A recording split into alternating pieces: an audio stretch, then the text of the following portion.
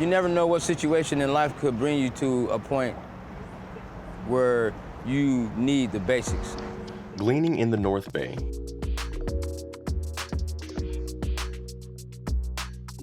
Food sovereignty in the South Bay.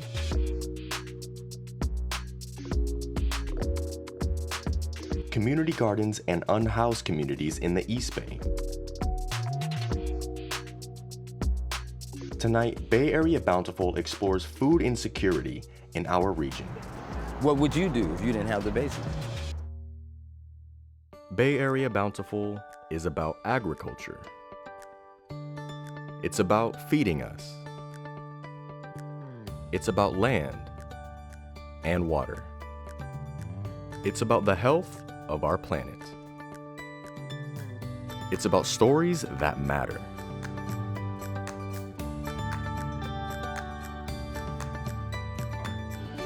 Bay Area Bountiful.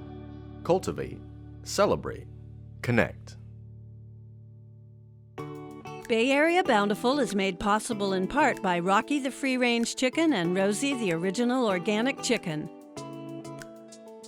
The Sonoma County Agricultural Preservation and Open Space District, Made Local Magazine and Sonoma County Go Local, and through the generous support of Sonoma Water.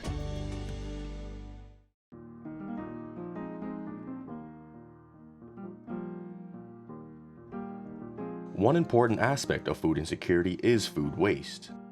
In Sonoma County, Farm to Pantry is committed to salvaging excess food that would otherwise go to waste. Food insecurity is something you may not believe and you may not see it because it's not something people proudly talk about. But there are many, many families who can't get food onto the table. What is crazy about this is that Sonoma County is Mecca. Like, we are the bounty. We grow all the food for the closely knit farm-to-table restaurant scene in the Bay Area. We are where everything grows. And at the same time, there is so much hunger that people don't even see or know. 1 in 3 people in Sonoma County is facing food insecurity. In our country, 40% of the food that is grown is wasted, and 10% of greenhouse gas emissions are attributed to food waste. What was crazy in the pandemic was that the food distribution system entirely broke in Northern California. We have such a tightly knit farm-to-table movement that most farms sell directly to restaurants. So when the restaurants shuttered overnight, all the farms lost their buyer overnight. Meanwhile, the food lines, for example, at one of our nonprofits, Corazon, we used to go every Friday before the pandemic to about 40 high-need families, and then during the pandemic, it was 200 to 400 families. So the needs skyrocketed, and we were in a lucky position with Farm to Pantry because I was a farm-to-table chef, and I knew all the farmers here. Gleaning is actually a term that comes from the Bible, but what it means is to gather bit by bit. And so we go to over 250 properties and farms with over 300 volunteers, and we gather and rescue food that would otherwise go wasted, and we share it with families in need. This amazing farm front porch lets us take the food because it's excess food that is not worth harvesting. But there's still so much edible good food out there. When you're farming, there's all sorts of conditions where you would end up with excess crop that you can't harvest, or maybe it's at a stage where it's not efficient to harvest, or it has a cosmetic defect, any number of conditions. So we're not going to harvest them for our customers, but they're really tasty. We're eating them all the time ourselves. And it would be wasted but for Farm to Pantry.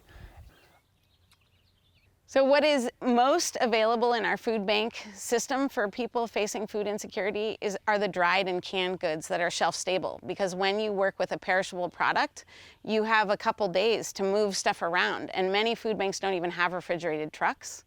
So what Farm to Pantry does is show up with all the fruits and vegetables to augment all those shelf-stable things. But we have to move fast. We too have no refrigeration. So we basically have made this tight-knit group of community partners that can get it out in the same day. We harvest same day and distribute same day.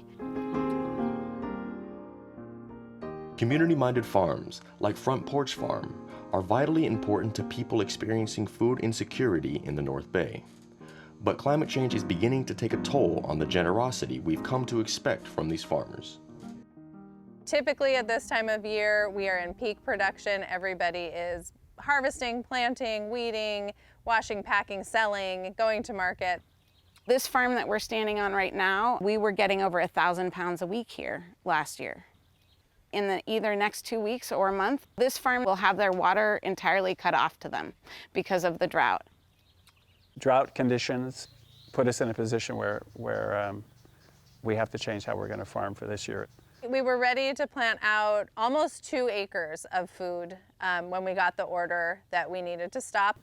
Because we're anticipating that the State Water Resources Board will issue a curtailment order, but even if they don't, we just don't think it's the ethical thing to do.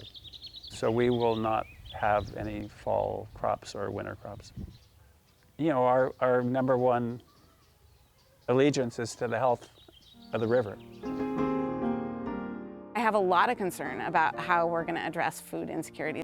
It's still a problem that needs a fix.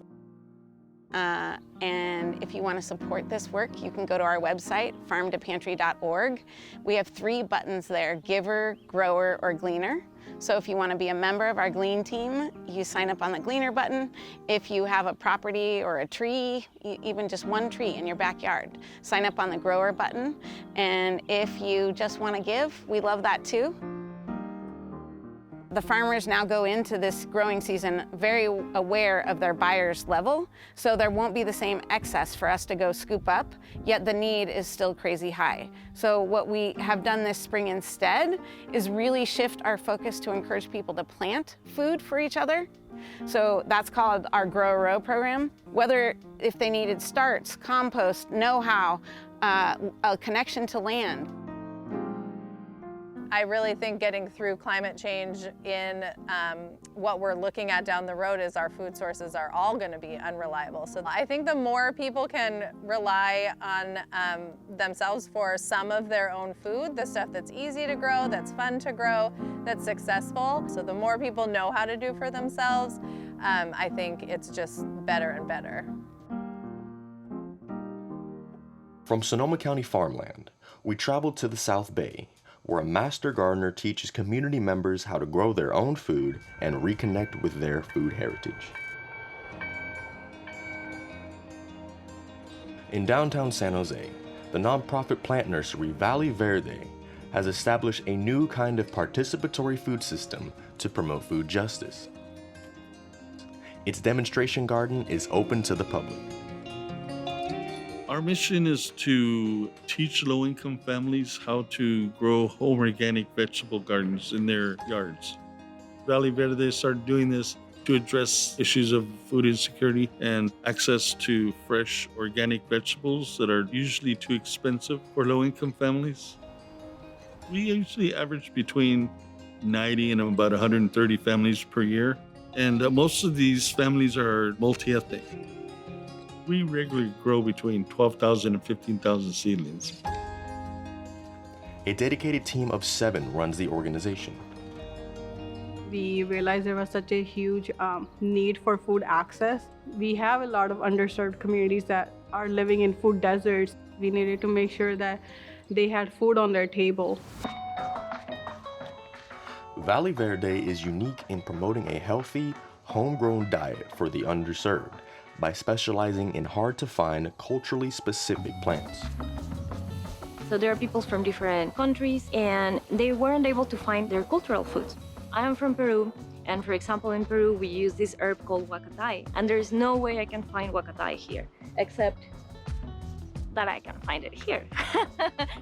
And that is what we want to do, to reach people who are having a hard time finding it. We want to give them the opportunity to grow vegetables that they are familiar with. And no other nursery that we know of is doing that. We decided to go into these communities, basically teaching them how to practice food sovereignty, so they have ownership of how they access their food. Oh, thank you.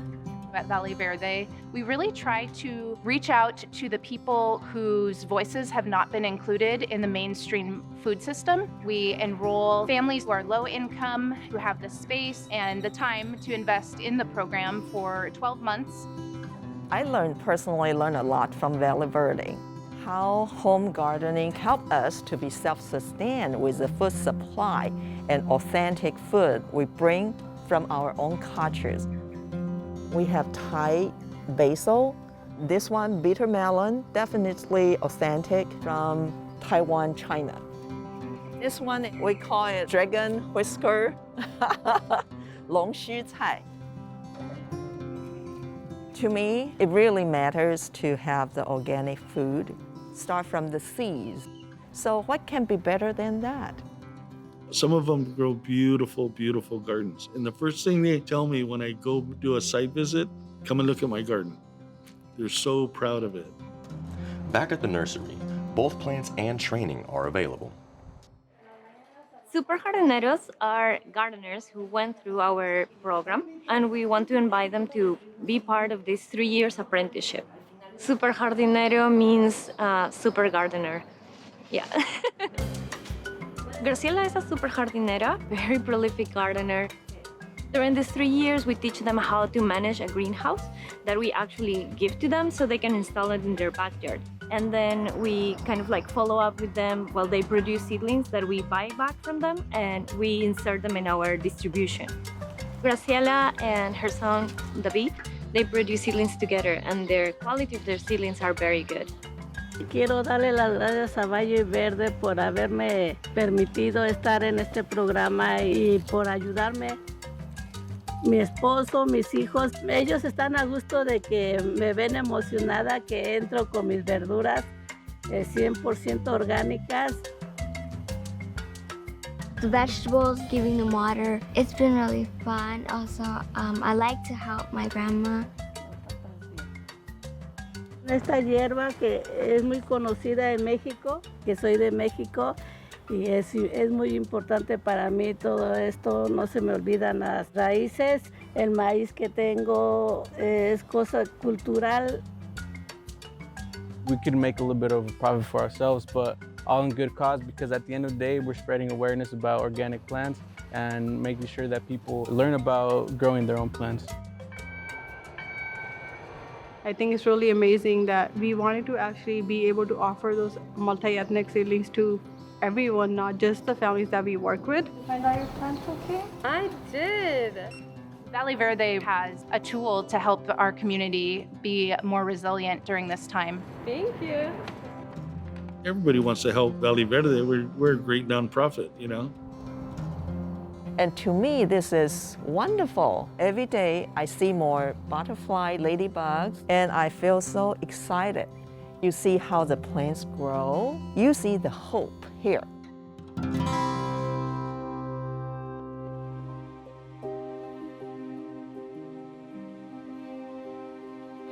Despite all odds, the Guildtrack Community Farm exists in the densely populated East Bay because of the dedicated students who fought to keep this farmland safe from urban development. Today, this beautiful farm is thriving and growing produce for those who are struggling to put healthy food on the table. Food insecurity is a reality for so many of us day to day, especially good, healthy, organic, fresh food. And the opportunity to be a part of the food system as an active participant is even more rare. Guildtrack Farm is in an incredibly urban pocket, meaning that there is traffic on the left, right, top, bottom, all sides of it. Yet somehow, the way that farmers have stewarded this land has allowed it to kind of function as this giant crack in the concrete where life is attracted rather than repelled from this place. So in 2012, myself and 200 other people marched onto the land, cut that gate right there with a pair of bolt cutters and started a 3-week occupation to really raise awareness about the fact that this land was about to get paved and we need it for growing food instead. Luckily, UC Berkeley responded to that call, and we now have a community farm. We're almost in our 10th year. and we're growing food and educating folks and offering the chance to get people's hands in the soil. You know, living in urban areas, it's hard to find like larger pieces of land, areas where you can garden and farm. This is like the only place that I really came across here in the East Bay.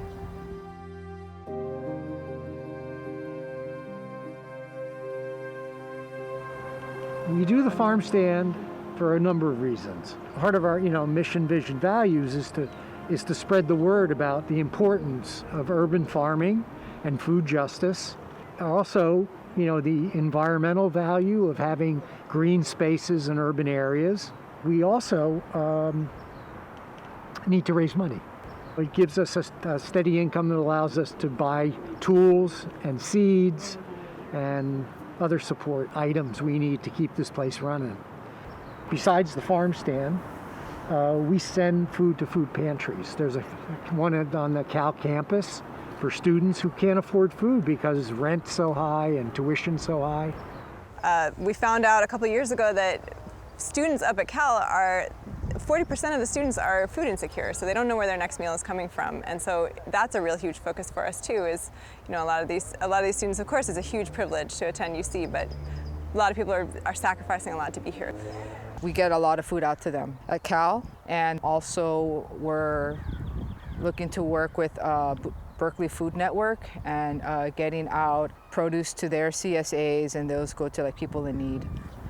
The most beautiful thing is I see so many people coming to this farm for food, and that's myself included. And it's so incredible. Not only are you harvesting it, but you're also making friends and community, and you're learning. For my daughter to see her building community at such a small age, she has friends and everything, but she sees the farmers working. Like, she sees it hands-on. She sees what they're doing. She sees the plants growing. We harvest our greens and our herbs, and we take them home and clean them. The Guildtrack farm still exists because UC Berkeley granted it a 10-year lease back in 2013. But once again, the university has development plans for this land and adjacent areas. We are hoping that institutions that want to build a 6-story building just neighboring, we're hoping that they will also take into account as they're creating structural plans. Perhaps create a redwood corridor between the building and our farm, or make sure that the sunlight won't be blocked with the 6 stories that they're building. Maybe make shorter buildings. Basically have an ecologically conscious building model. Looking to the future, we're so grateful and happy that we're partnering with so many amazing community organizations and with so many incredible folks up at UC as well. We need to protect this, we need to understand this better, we need a site management plan. So we're looking to UC Berkeley for more support on that, of how to implement that in all the plans going forward, from the food that we are growing to the allocation of space, to the development projects that we need to answer questions about how do we house people. There's a commonly held notion in our culture where human beings are essentially damaging to life on Earth. Guildtrack Farm is a testament to the fact that it's not human beings ourselves, but the systems that we create that can either harm life or create life. We're trying to build an alternative model of a society that functions with respect for all. The more people are invested and care about this place, the more likely it'll be around for future generations. And for me, that's the point. She's seeing everything happening from seed to the table, from farm to table, as they say. And that's really important for me. I didn't have that growing up, but my ancestors did that. And so now I'm grateful that I'm able to provide that for her. I don't just want it around here for me. I want the next generation and the generation after that to have access to this land and to be able to farm and connect with like people and the land and the animals that live here in the soil. I just think, living in an urban area, we just don't get enough of that, and it's an essential part of being human.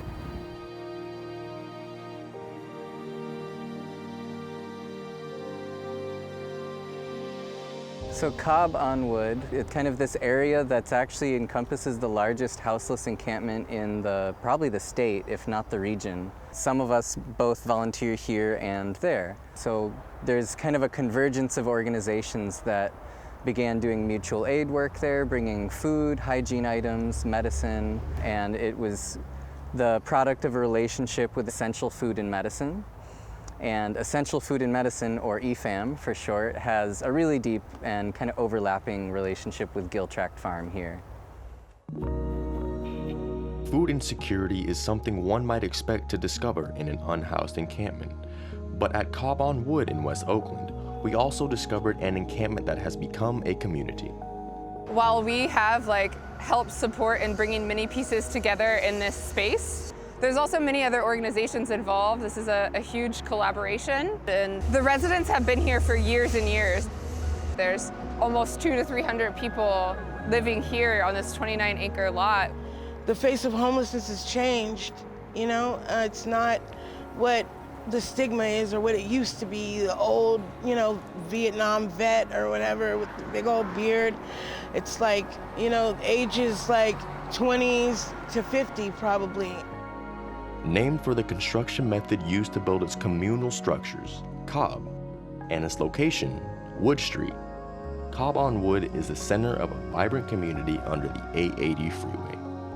Cobb, the building material that we use, is a mixture of sand, clay, and straw.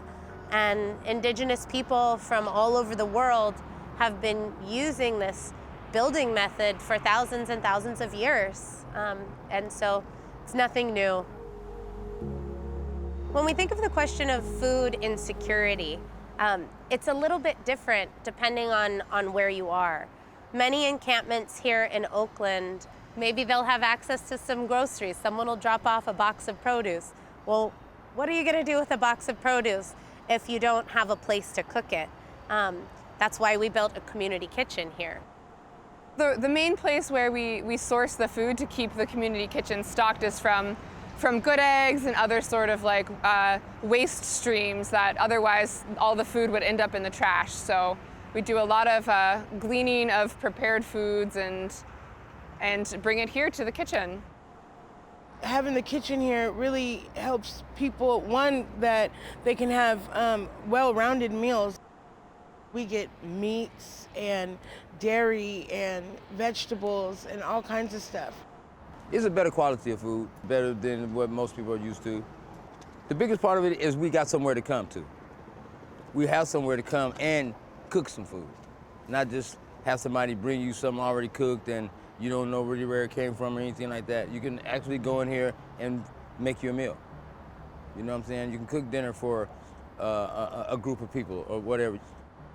It's really been special for us here, having the kitchen. Yeah, there's always people cooking all throughout the day. A welcoming and a warm place to be at in the middle of the night, and community in itself, just being able to, be around our neighbors and build that, the family that we have here, and to be able to look out for each other so that everybody can be able to eat, so that nobody has to go hungry here. As residents strive for dignity and a chance to improve their situation, they're faced with a threat of eviction as Caltrans makes plans to remove them from their home under the freeway. The biggest obstacle is just land access and ongoing land stability.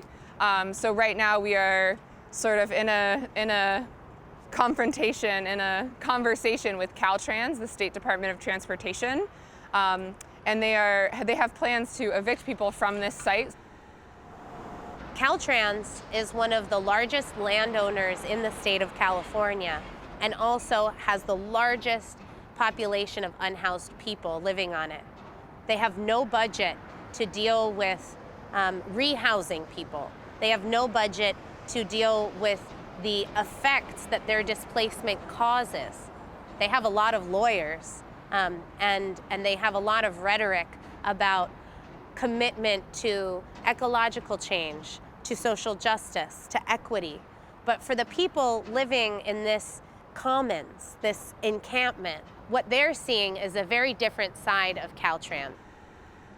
officials refer to these displacements as sweeps, which if you really think about that term, it's like you sweep the garbage out. So even the rhetoric that is used to talk about the conditions and the issues present here implies that the people who live here are trash as well. And changing that narrative is a big part of this eviction defense work. It's like, there's beauty here, there is vision here, there is purpose, and people are human. There's basic human dignity here. We hope that this can serve as a model for other encampments here in Oakland, across the country, and truly across the world. This is deep work, and we're in it, you know, walking the long road. This is the long game. When you walk in your door, you have a kitchen, there's food in there. You know what I'm saying? You have a toilet, a bathroom, it's a shower, you got soap, you know what I mean? And they brought it here. You never know what situation in life could bring you to a point where you need the basics, where you have to struggle to have the basics. If you always got it, then you never really understand that point of getting to a place where you don't have the basics. What would you do if you didn't have the basics?